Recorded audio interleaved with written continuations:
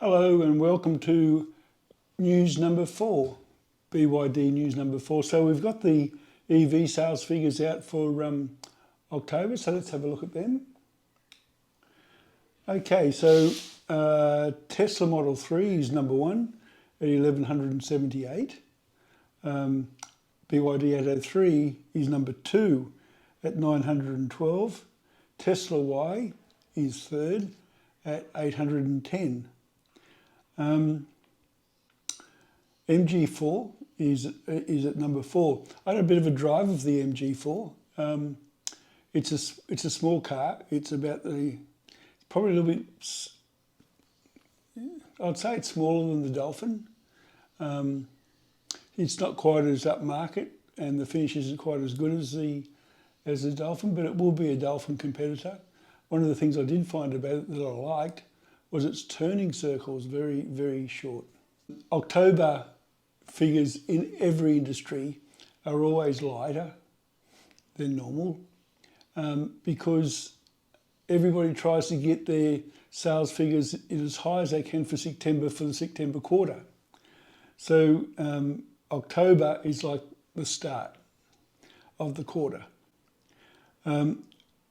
And that's probably why the Tesla Y was down, and that's probably why the Tesla Model 3 was down as well.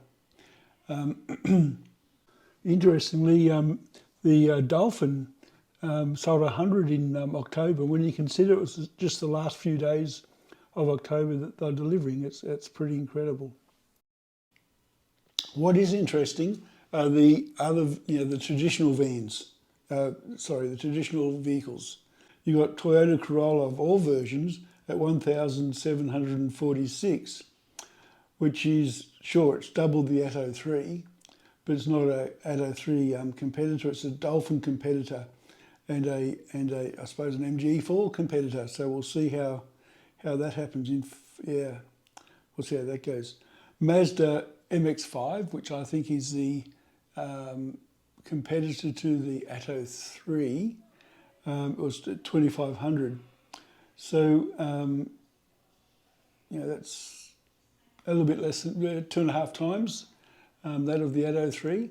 So it's definitely all happening out there.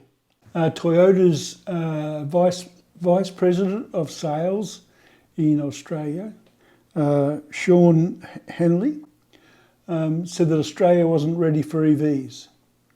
He said hybrids are a better fit for EVs, are a better fit for Australia because of our long distances. I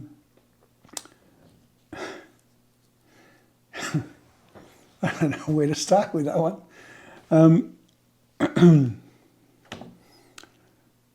He hasn't seen the sales figures.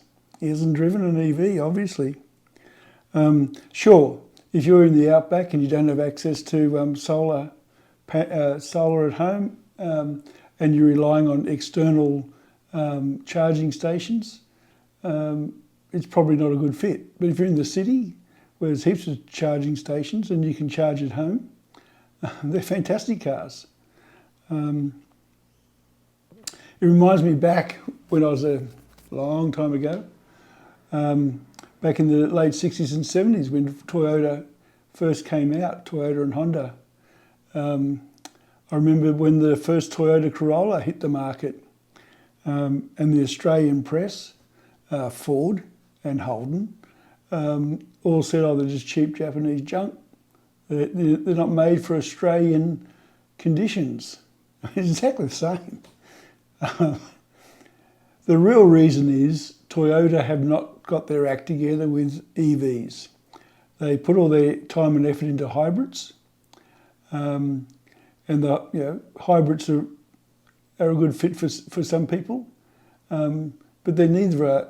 You neither get the advantage of the EV, which is fantastic smooth driving,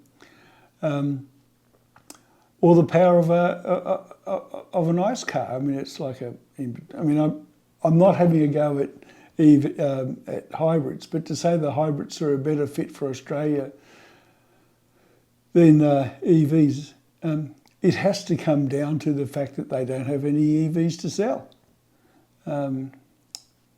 strange sort of reaction. I thought they'd be just doing their best to supply the market what they want. Clearly, the market wants EVs. Look at this. Look at the the way the market's going. It's crazy. Anyway, I won't stay on that. Let's look at some other stuff. Uber, the rideshare people, have announced that they're arranging 10,000 Atto 3s to be available to their drivers. They're not doing it for hybrids, they're doing it for the EVs. They did a survey of the Uber drivers, and a great majority of them wanted to switch to EVs. And the Atto 3 is a tremendous car for Uber driving. When I first got my Atto 3, I wanted to use it a bit, so I got an Uber license, and for a few months I went out driving the Uber. I haven't got time now with this and everything else, but it was a great experience. But the car is excellent for that. There's so much room in it. There's luggage space. There's heaps of room in the back seat. It's a great car. So, okay, quick tech talk. You all know that that driving an EV is a totally different experience to driving an ICE car. If you haven't driven an EV, go out and drive it. Doesn't matter which one. Go out and drive one. You'll be amazed. Anyway, why is there a difference in the feel and the power? Well, it's actually quite hard to explain, but I'm going to give it a go. The easiest way is to say, if you've got your pedal down at halfway, you've got half power. But it's still not that simple. So with an ICE car, the power is a function of the revs of the motor car. So when the revs, so to get maximum power, you've got to have a fair bit, you've got to have the revs up high. When the revs are at idle, you don't have much power. So when you get in an ICE car, you push the accelerator down, and as you increase your revs, the power comes on. A lot of people talk about when they've got a turbo ICE car, that there's a certain part where it takes off. In a EV, you don't have that feeling. It's just straight away. So what's the difference? Well, the EVs don't rely on revs for the power. Believe it or not, at zero speed, you've got 100% of your torque. Now, you don't keep the 100% of the torque all the way through. They balance it a little bit different to that. So, you've got 100% torque, but 0% power. So when you take off, it's all torque.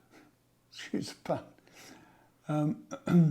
So this graph will probably show what I mean. So you've got a straight line of torque for probably up to half the speed. As the power builds up, then when the power builds up to the point where it's can take over from the torque, then it's a straight line of power. So that's it. I think that if I can summarise the difference as being that it's not related to revs or speed. It's related to, I keep saying it's related to the pedal power, but that's basically what it is. So you've got 100% of torque when you're stopped. You keep that 100% of torque until the power takes over when you've got 100% of your power. Consequently, you feel like you've got 100% of the power all the time. Where in an ICE car, you don't, and that's why you don't need gears in the ICE car, in the EVs. Boy, I hope that explains it. At least it'll probably give you, if you're interested and you want to know more, at least it gives you a starting point to do some research. But that's the difference.